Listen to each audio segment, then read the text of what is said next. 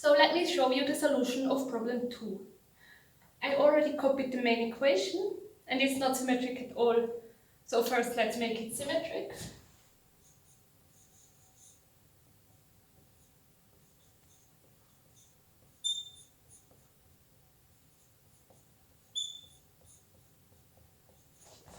Well, it's not symmetric either.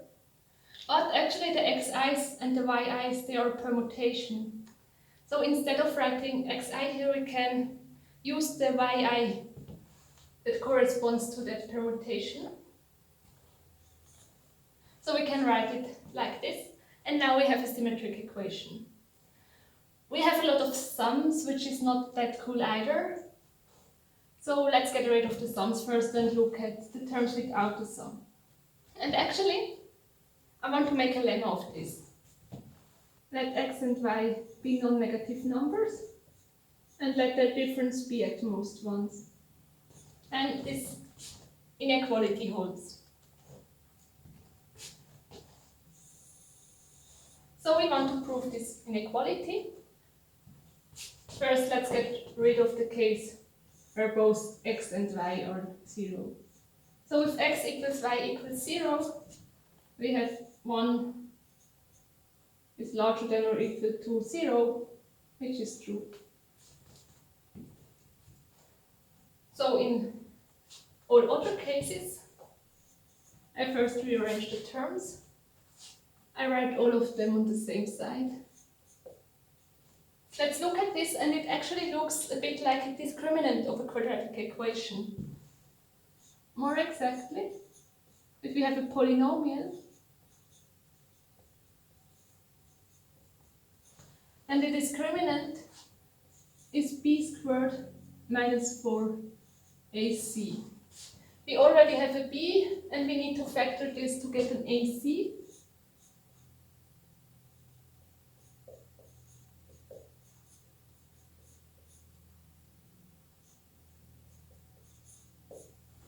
So we can factor this into this. And now we can make a quadratic equation with this expression as its discriminant. So p of z equals 2.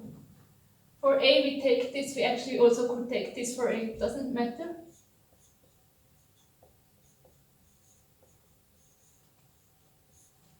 Z squared. Then for b we have b here, but I take the negative one.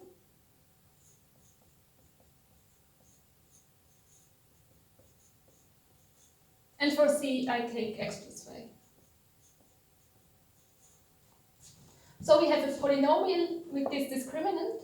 Let's look a bit more at the polynomial. So the leading term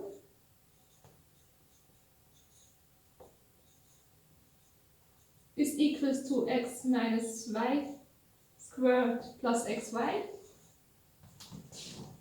We already excluded the case where both x and y are 0. Now if x and y are equal, then both are non-zero and this one is larger than 0. If they are not equal, then at least one, then here the difference is non-zero and this one is larger than 0 and this one is at least 0. So this is larger than 0. This means our polynomial looks something like this, like a U shape. So upwards. So we also look at p of 1. P of 1 is x squared minus xy plus y squared minus xy minus y minus x plus 1 minus 1, sorry, plus x plus 1. Now we can get rid of some stuff and we see that this is x minus y squared minus 1. We know that this difference is at most 1, so the whole sum is at most 0. This means if we draw our polynomial in the coordinate system, it can have different shapes. Let here be one.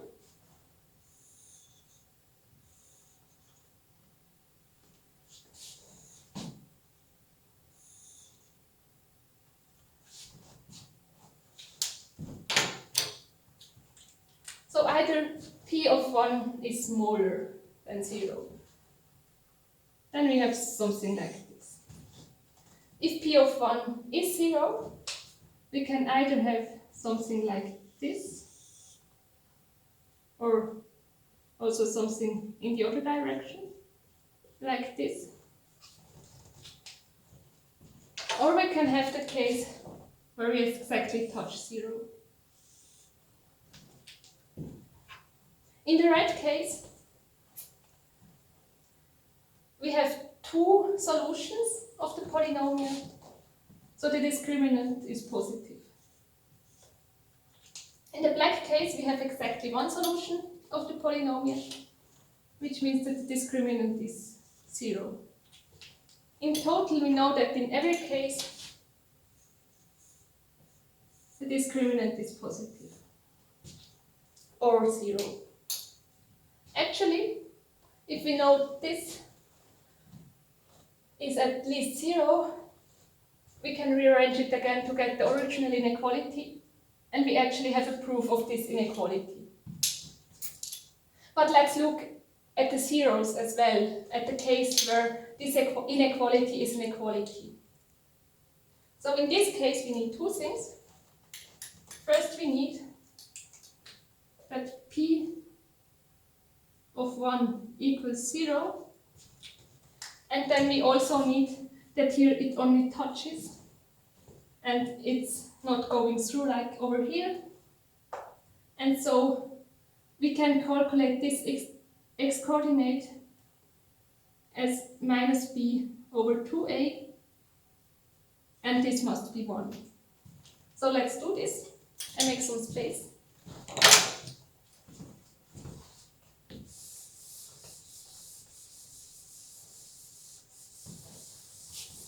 I leave our polynomial here.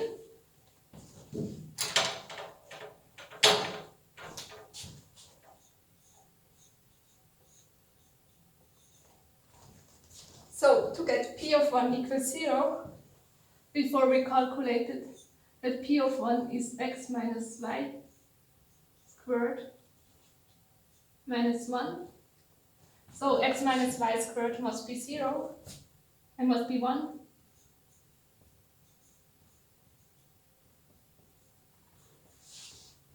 Which means that the difference between x and y is exactly 1.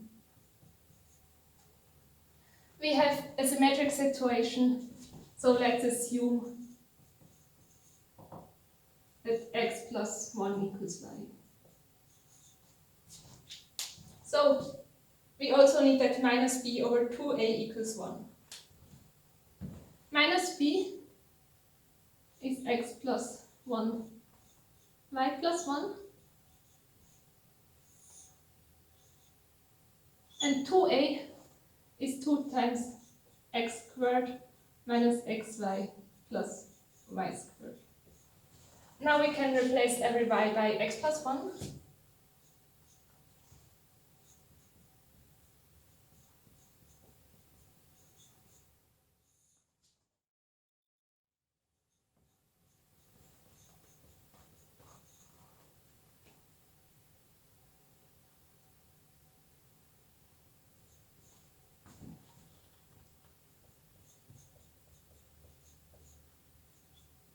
And this must be equal to 1.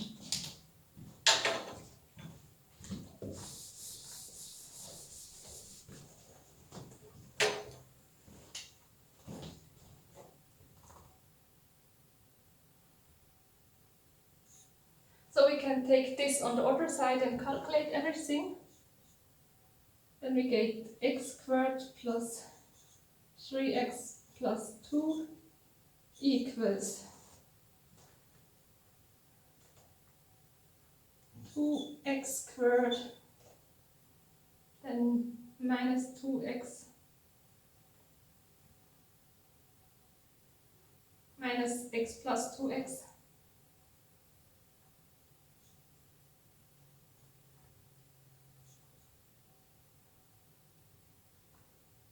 and we also get the 1 from here.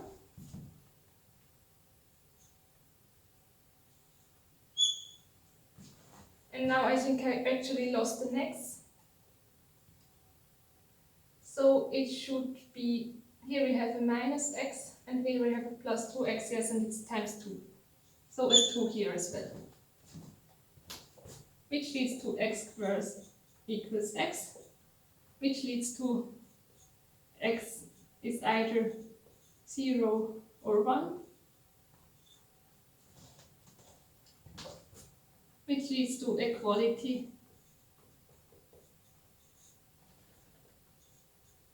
if and only if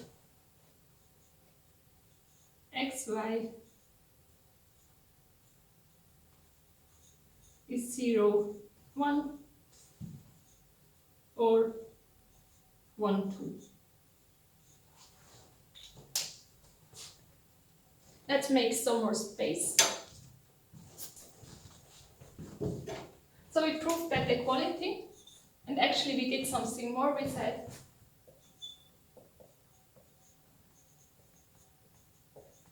we have an inequality in this inequality if and only if the pair xy is either 0, 1 or 1, 2.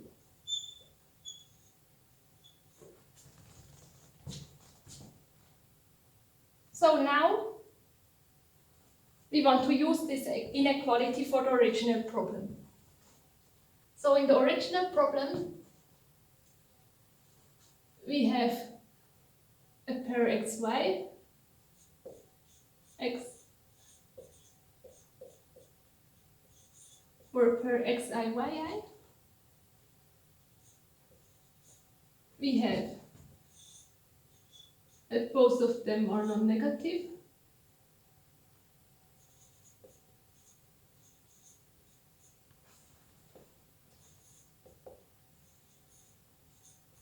Yeah, that the max is larger than or equal to the mean.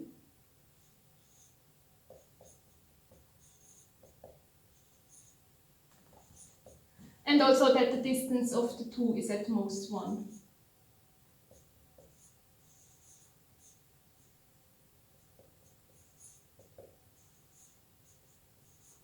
So actually, we have two non-negative numbers with distance at most 1. This comes from condition II of the original problem. So we can use this inequality for all of the terms, for all of the summations from 1 to 2020, and then just add up. So we get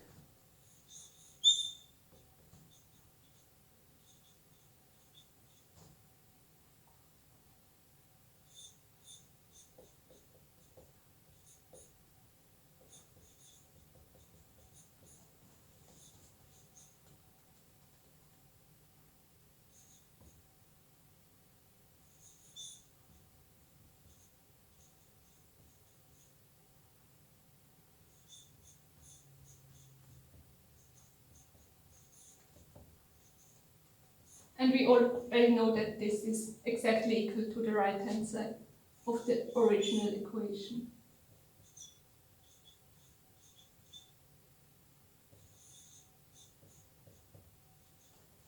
And we know something more. We know that here we have equality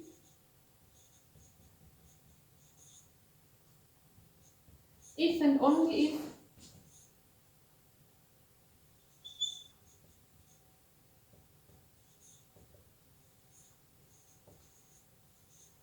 this pair xi, yi, either it is 0, 1 or it is 1, 2.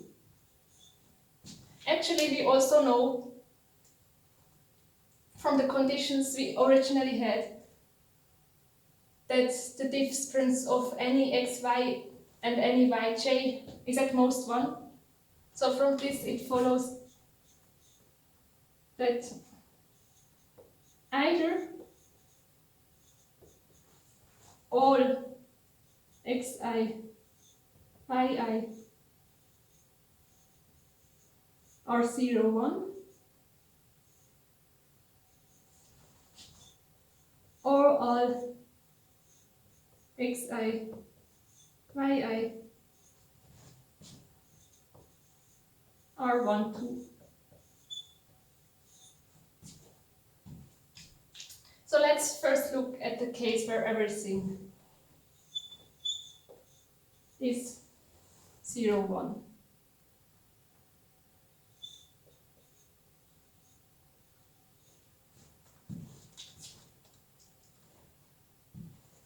So actually,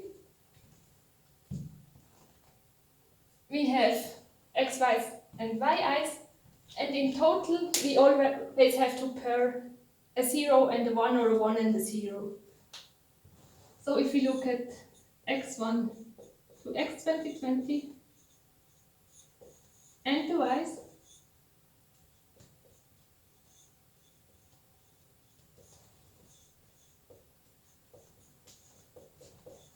they contain half ones and half zeros.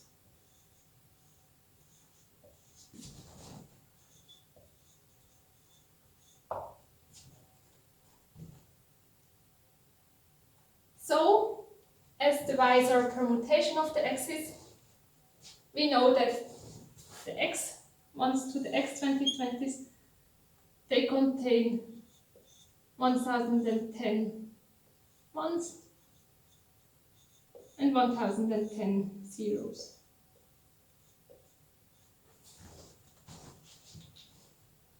And we also know the xi's are ordered, so we know we have a lot of zeros and a lot of ones, and actually we have 1010 of zeros and 1010 ones. Now we know that the first condition is satisfied and that the second condition is satisfied. And for the third condition, we need to give a permutation of the y's. So let y1 to y2020 be just the opposite of the x's. So we start with x2020 and go up to x1,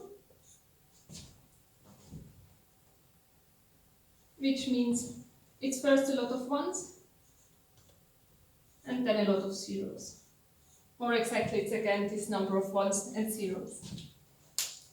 So now, if we have these y's and these x's, then for the first half, in this sum we always pair a 0 as an x and a 1 as a y.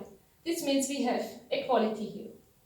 And in the second half, we always pair a 1 as an x and a 0 as a y, which means we also always have equality here. So the condition 3 is also satisfied, which means that this is a solution for x. And then we can do the same with 1 and 2. And actually, if we do this, we get first a lot of 1s and then a lot of 2s. It's again 1010 of each of them. And we can show similarly that this also is a solution and the only solution in this 1-2 case. So we have found all solutions of problem 2.